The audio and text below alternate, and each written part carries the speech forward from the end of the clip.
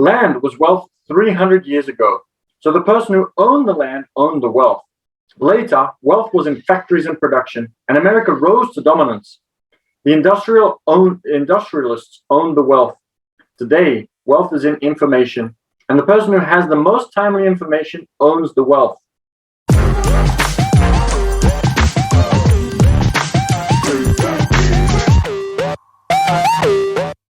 Okay, so we are going to be doing some reading this morning. We have a Rich Dad, Poor Dad. I'm going to quickly also pin myself. Hope everybody's been having a good morning so far. I know that everybody is going to be working on some goals today. I am quite sure of it. So let's get into the Rich Dad, Poor Dad. Let's learn some things and then go and implement them. As you know, that is something that I am extremely passionate about. Okay, here we go. Land was wealth 300 years ago. So the person who owned the land owned the wealth. Later, wealth was in factories and production, and America rose to dominance. The industrialists owned the wealth. Today, wealth is in information, and the person who has the most timely information owns the wealth. And especially data. The more you can store data, the quicker you have access to data, the more you can share information with people, the more wealthy you will be. And it might slowly be shifting. So it's important to always follow the trend of what's going on. One of my mentors used to always say, take a step back and have a look at who is making money, where the money is flowing, and that will allow you and help you to also be able to tap into that. Because if you're in the middle of it and you are working on something without taking the time to have a look, then it's difficult to detach yourself and actually see whether there are better options because you're only looking at that one thing. The problem is that information flies around the world at the speed of light. The new wealth cannot be contained by boundaries and borders as land and factories were. The changes will be faster and more dramatic. There will be a dramatic increase in the number of new multimillionaires. There also will be those who are left behind. I find so many people struggling today, often working harder simply because they cling to old ideas. They want things to be the way they were, and they resist change. I know people who are losing their jobs or their houses, and they blame technology or the economy or their boss. Sadly, they fail to realize that they might be the problem. Old ideas are their biggest liability. It is a liability simply because they fail to realize that what that idea or way of doing something was an asset yesterday, but yesterday is gone. So this is very, very interesting for this time right now.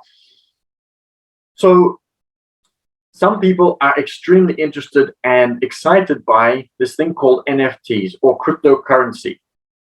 Now, there is one thing for certain, and that is that there will be change.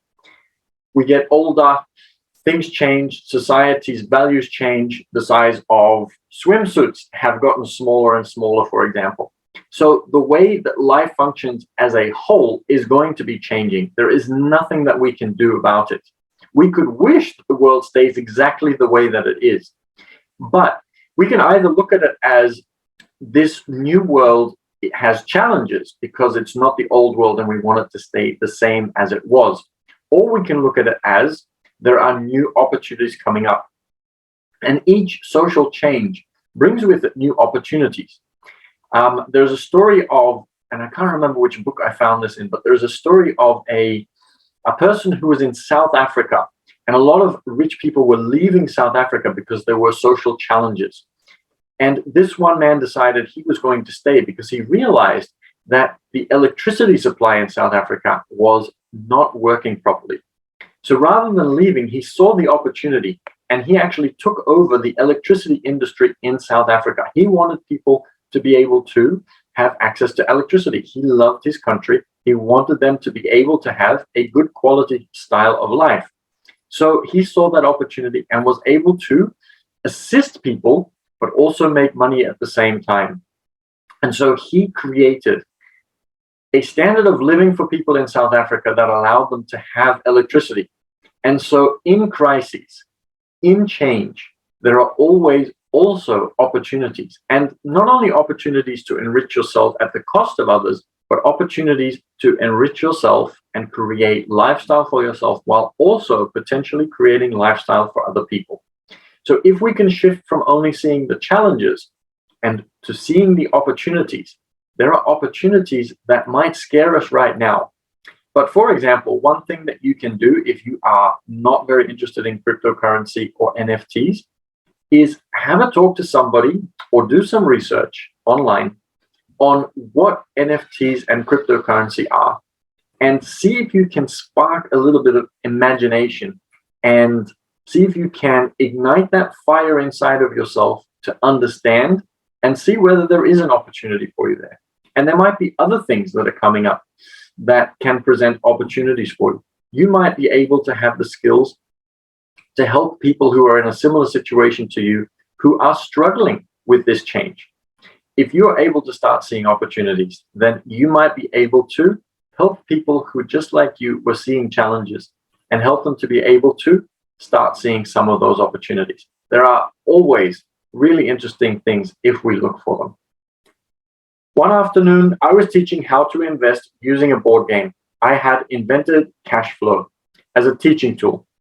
A friend had brought somebody along to attend the class. This friend of a friend was recently divorced, had been badly burned in the divorce settlement, and was now searching for some answers. Her friend thought the class might help. The game was designed to help people learn how money works. In playing the game, they learn about the interaction of the income statement, the balance sheet. They learn how cash flow between the two and how the road to wealth is through striving to increase your monthly cash flow from the asset column to the point that it exceeds your monthly expenses.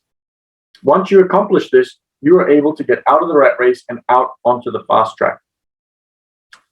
If you are interested in doing the same and learning about cash flow, stick around till the end. We'll probably be going for another 5 minutes, and I will share with you how you can join a cash flow club that I run. And I'd love to have you there and share not only what I've been sharing and the commentary from the book, but also the other lessons that I have learned from very successful people that have come into my life. Because one of the opportunities that I see through the change of everything is being able to help people guide people through to seeing those opportunities and helping them to achieve their lifestyle goals, their financial goals, and to feel good about themselves. So that's something that I strive for and that I'm working very hard for in 2022 and taking it to a higher level than I have up until this point. As I've said, some people hate the game, some love it, and others miss the point. This woman missed a valuable opportunity to learn something. In the opening round, she drew a doodad card with the boat on it. At first, she was happy. Ooh, I've got a boat.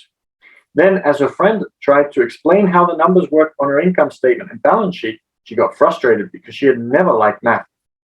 The rest of her table waited while her friend continued explaining the relationship between the income statement, balance sheet, and monthly cash flow. Suddenly, when she realized how the numbers worked, it dawned on her that the boat was eating her alive. Later on in the game, she was also downsized and had a child. It was a horrible game for her. After the class, her friend came by and told me that she was upset. She had come to the class to learn about investing and did not like the idea that it took so long to play a silly game. Her friend attempted to tell her to look within herself to see if the game reflected her in any way. With that suggestion, the woman demanded her money back. She said that was the very idea that a game could be a reflection of her was ridiculous. Her money was promptly refunded and she left. I'd be very interested to see where this lady is now. But having facilitated this game for over 13 years now, and having played probably thousands of games by this stage, I do know that the game is a very strong reflection on life.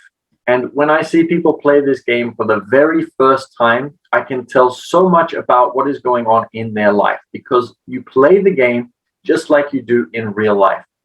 If you can detach from that and then later on start shifting your strategies and playing slightly differently, you'll get a different result. And this is what it's like in real life all the time. We play and we do everything the way we've always done it, and we expect a different result. And Einstein said that that is insanity. And so one of the best ways to change is to play a game like cash flow so that you can start experimenting without any financial consequences. So it's a board game. It is monopoly money. And you can change your strategy and do different things and see what happens. Maybe you'll succeed. Maybe you'll fail. And yes, you might lose all your money in the game, but as I said, it's just a game. Nothing will happen to your real finances. So it's a perfect playground to start experimenting and finding out what works and what doesn't work. Now, I've even taken it to the next level because I've teamed up with Mladen, who's on the Zoom with me this morning, who loves the reading of Rich Dad, Poor Dad. And he has helped me to create, more him than me because he is the developer. He is the software specialist, and he has helped me to create a vision that I had for making the game even more realistic. We've added his ideas and my ideas, and we've created something that can help get you even closer to implementing in real life. The board game will give you the basic ideas. Then if you play the more realistic version, you'll have ideas of things that you wouldn't otherwise know about that can prepare you for when you are starting to invest for real. And that is what we want to achieve. Get people to start doing more in real life or changing their strategy so that if you are already investing, you're investing at an even better level. If you are producing a 4-5% return, we want to get you to 6-7-8% return. If you're already producing an 8% return, we want to see if we can boost that even further. Because practice, well, not practice makes perfect. Perfect practice makes perfect. And so it's really important to have a look at what kind of tools are available to you. And I'd love to share that tool because I've seen so many people achieve amazing things. But I digress a little bit from the book. Let's get back to reading, and I'll tell you how you can join us for cash flow at the end. In 1984, I began teaching via games and simulations, and I still rely on those tools today. I always encourage adult students to look at games as reflecting back to them what they know and what they need to learn. Most importantly, games reflect behavior. Very, very true. They are instant feedback systems. Instead of the teacher lecturing you, the game is giving you a personalized lecture, one that is custom made just for you. The friend of the woman who left later called to give me an update. She said her friend was fine and had calmed down. In her cooling off period, she could see some slight relationship between the game and her life. Although she and her husband did not own a boat, they did own everything else imaginable. She was angry after their divorce, both because he had run off with a younger woman and because after 20 years of marriage, they had accumulated little in the way of assets. There was virtually nothing for them to split. Their 20 years of married life had been incredible fun, but all they had accumulated was a ton of doodads. She realized that her anger at doing the numbers, the income statement and balance sheet came from her embarrassment about not understanding them. She had believed that finances were the man's job. She maintained the house and did the entertaining, and he handled the finances. She was now quite certain that in the last 5 years of their marriage, he had hidden money from her. She was angry at herself for not being more aware of where the money was going, as well as for not knowing about the other woman. Just like a board game, the world is always providing us with instant feedback. We could learn a lot if we tuned in more. One day not long ago, I complained to my wife that the cleaners must have shrunk my pants. My wife gently smiled and poked me in the stomach to inform me that the pants had not shrunk. Something else had expanded. Me. The cash flow game was designed to give every payer personal feedback. Its purpose is to give you options.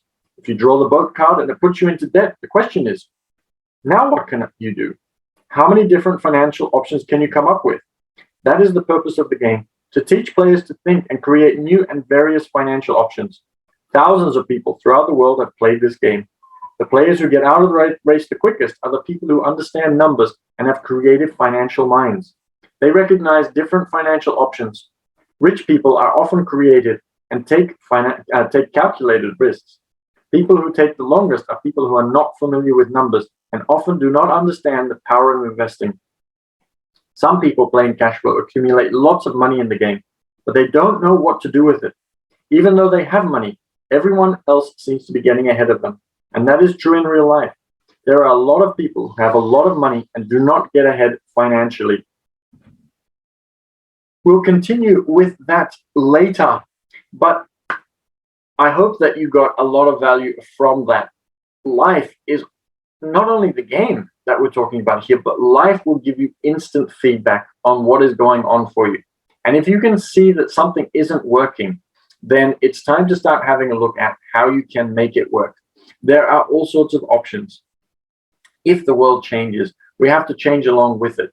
Yes, we could wish that the world doesn't change. We could wish that society works differently. We could wish that different things hadn't happened the way that they did. But unfortunately, we can't change the world. There are only certain things that we can influence. We can't influence whether we lose our hair or not. We can't influence whether it rains or whether the sun shines. But we can influence certain things in our life. So let's focus on the things that we can influence and make the changes so that we can embrace opportunities. So I hope that you start to go out and implement some of those things, that it changes your mind on what it is that you can and cannot influence. And let's go out and make some change in the areas that we can influence today. If you'd like to catch up on some of the chapters that you haven't read of Rich Dad Poor Dad, then feel free to join us at YouTube. You can find us at The Passive Cash Flow Club, and you'll be able to find all of the readings and the other videos that we have made. And I'd love to see your comments. Make sure you subscribe, because we also have some new series coming out. My VA is doing some work on editing one of those videos as we speak. So would love to see you there and hear your comments. If you'd like to know more about cash flow and the more realistic version that I have created together with Mladen, then feel free to reach out on Instagram. You can see obviously what I'm up to over there. And you can also send me a personalized message. Let me know that you're interested in cash flow, and I'll get my VA to send you the details so you can come and join us. And I can show you how the game is reflecting your life and help get you on the right path to start embracing all of those amazing opportunities that you may not see right now, but that are out there for you. So you can find me on Instagram at business_team_the number 6_official. So business_team_6_official. I look forward to getting to know many of you. So reach out, get in touch, and let's work together to start creating the financial future that you deserve. Let's learn from Robert Kiyosaki's Rich Dad Lessons, because we cannot do these things alone. We have to work together with other people in order to be able to use their collective expertise, so that we don't have to start learning everything from ground zero. We can start learning from a basis of things that other people have already discovered, so we can avoid the challenges, avoid the mistakes, and succeed more quickly. So thank you so much for joining. Have an absolutely amazing day. I'm looking forward to seeing you again tomorrow for some more reading, and go out and achieve some amazing tasks towards your goals today. And I'm looking forward to seeing your journey and what you achieve in 2022.